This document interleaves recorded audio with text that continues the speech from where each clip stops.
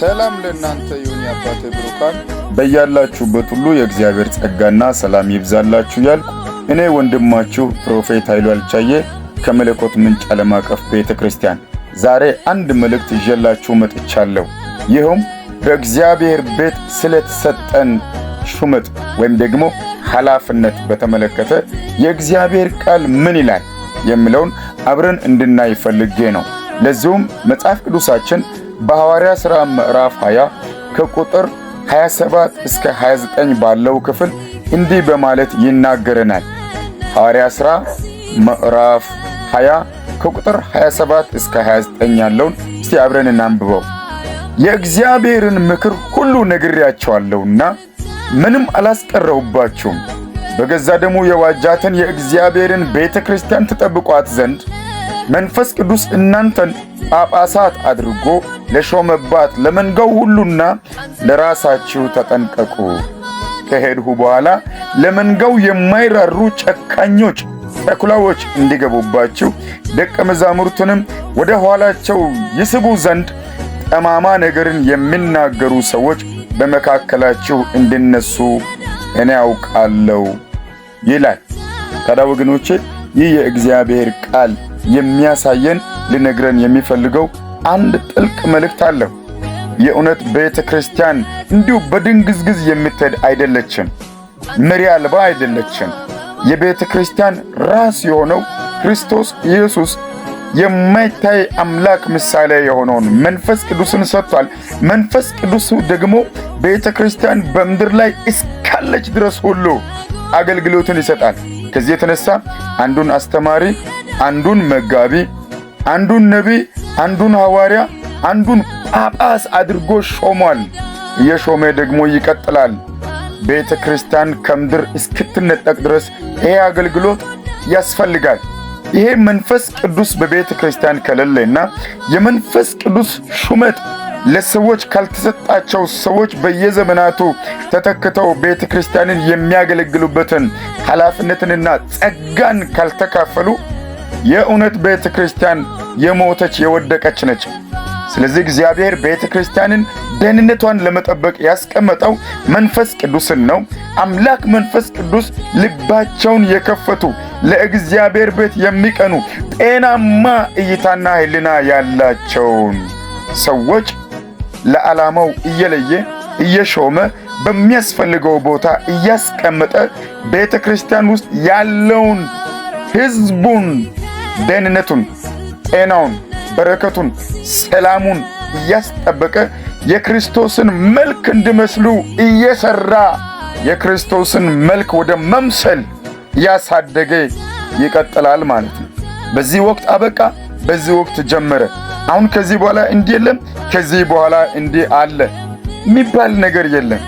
መነሻችን የእውነት የእግዚአብሔር ቃል ከሆነ የቆምንበት እውነት ይሄ ከሆነ በዚህ እውነት ላይ የምንመላለስ የምናስተምር የምንማርም ብንሆን ይህንን የእግዚአብሔርን ቃል እውነት ይዘን ነው ልንሞግት የሚገባን እንጂ እኛ ያደራጀነውን የድርጅት አቋም ይዘን ቤተክርስቲያንንና ሕዝብን ማወቅ፣ ቤተክርስቲያንንና ትውልድን ማወቅ፣ የእግዚአብሔርን ቃልንና በእግዚአብሔር ቤት ኃላፊነት የተሰጣቸውን ሰዎች መኮንን የለብንም። ስለዚህ የሚለው አንድ ነገር ነው። በየዘመናቱ እግዚአብሔር ሰዎችን ኃላፊነት ሰጥቶ ሲያስቀምጥ በዓላማ ነው። ያንን ዓላማ አንተ መክረህ አታቀናውም። አንተ አቅጣጫ ሰጥተህ እንዲሁን ብለህ እንዲያድርግ ብለህ ወይም ደግሞ አንተ ለራስህ ለአስተዳደር የምታወጣውን ሕግና ደንብ ዘርግተህ ልታርመው የምትችለው አይደለም። አይታርምም። የእግዚአብሔር ቃል ስትፈልግ ዛሬ የመጣሁን ስትፈልግ ነባሩን። እኔ አንድ ምክር አለኝ። አልተሾምኩም ለሚለውም ለምን አልተሾምክም ብዬ አልታገልም። ተሾም ያለው የሚለውንም ደግሞ ለምን ተሾምክ ብዬ አልቃወምም። ሹመት ግን ከመንፈስ ቅዱስ እንዳለ አምናለሁ። እኔም እንደተሾምኩ አስቤ ይህንን የእግዚአብሔርን ቃል ወደ እናንተ ይዤ መጥቻለሁ። በዚህ በእግዚአብሔር ቃል እውነት ላይ ቆመን ከሆነ የምንሰራው መመሪያችን ይሄ የእግዚአብሔር ቃል ከሆነ የእግዚአብሔር ቃል ለእያንዳንዱ እንደየሥራው ይከፍል ዘንድ ዋጋው ከእኔ ጋር ነው አለ። ቃሉን ትታዘዛለህ፣ በቃሉ ላይ ብትጨምር ቃሉ እንደሚለው በዚህ ዓለም ላይ የሚመጣው ፍርድ ሁሉ ይጨመርበታል። ብታጎድል እግዚአብሔር በመንግሥተ ሰማያት ለቅዱሳን ካዘጋጀው በረከት ያጎልብሃል። ይህንን ደግሞ ለእያንዳንዱ እንደየሥራው ይከፍል ዘንድ ዋጋው ከኔ ጋር ነው ያለው ጌታ እንደየሥራው ሊከፍል በዙፋኑ ላይ አለ። አንተን ማን በክርስቶስ ወንበር ላይ አስቀምጠው ነው? አንተ አንዱን አልተሾምክም፣ አንዱን ተሾመሃል። አንዱን አልተጠራህም፣ አንዱን ተጠርተሃል። አንተ መጠራትህን እርግጠኛ ነህ? አንተ መጠራትህን እኮ እርግጠኛ ብትሆን ስለሌላው ያለህን ዓላማ ታስተካክላለህ። ምክንያቱም ወደ ጠሪው ጋር ነው የሚያስጠጋው። ዓላማውን ስታውቀው ይሄ ዓላማ ስገባ ወደ ጠሪው ትጠጋለህ። ከጠሪው ጋር ነው ምክር የምትፈልገው። ከጠሪው ጋር ነው ድምፅ የምትሰማው። ጠሪው ጋር ነው ምክር የምትቀበለው እንጂ የጠራውንም ሆነ የተጠራውን ለመቃወም ቀድመህ አትነሳም። እነዛ አይሁዳውያን ኢየሱስ ክርስቶስ በምድር በሥጋ ወቅት በሚያገለግልበት ጊዜ ጠላት አድርጎ ያስነሳቸው እኮ ቅናት ነው። ክፉ ስለሆነ ሳይሆን ሥራው ጥሩ መሆኑን ሳይገነዝቡ ቀርተው ሳይሆን የእውነት ቅናት አቃጥሏቸው ነው።